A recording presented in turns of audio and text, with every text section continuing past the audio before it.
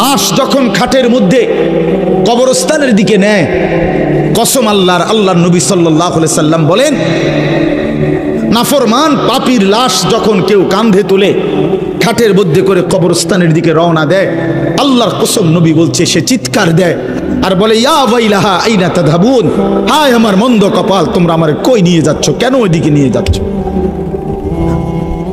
রাসূলুল্লাহ সাল্লাল্লাহু আলাইহি ওয়াসাল্লাম বলেন, ওই নাফরমানের চিৎকার আল্লাহর সমস্ত মাখলুকাত, শুধু মানুষ এবং জিন ব্যতীত বাকিরা সবাই শুনতে পায়। ওয়ালাউ সামিআল ইনসানু লাসাইকা, নবীজি বলেন মানুষ যদি একবার শুনতো, সাথে সাথে সমস্ত মানুষ চিৎকার দিয়ে বেহুশ হয়ে পড়ে যেত, বেহুশ হয়ে পড়ে থাকত।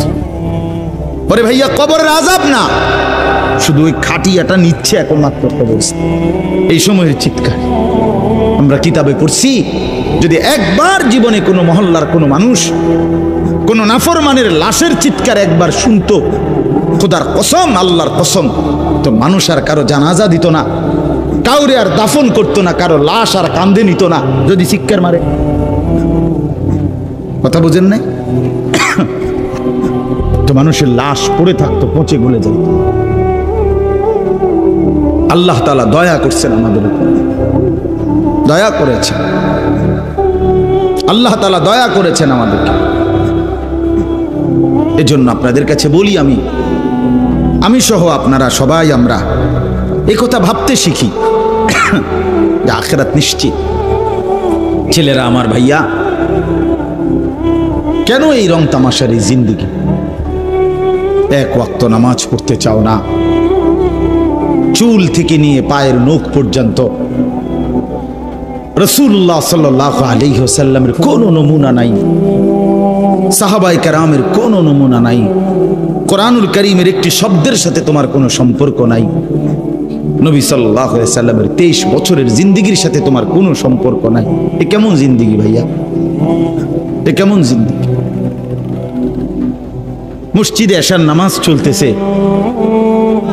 ওরা স্বেচ্ছাসেবকের কার্ড গায়ে দিয়া সবাই দাঁড়ায় আছে এখানে, তো তুমগো নামাজ কোন দিন? তোমরা যুবক বৃন্দ যে আয়োজন করলা ভাইয়া, তো তোমাদের নামাজ কোন দিন হবে?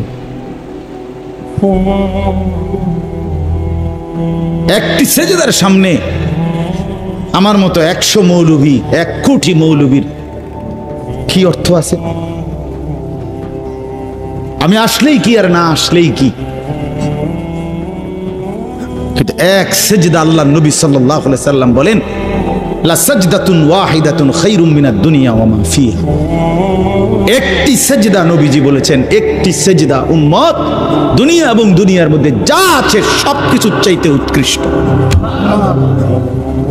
খায়ের। সেই সেজদাটা যার ছুটে গেছে সে কি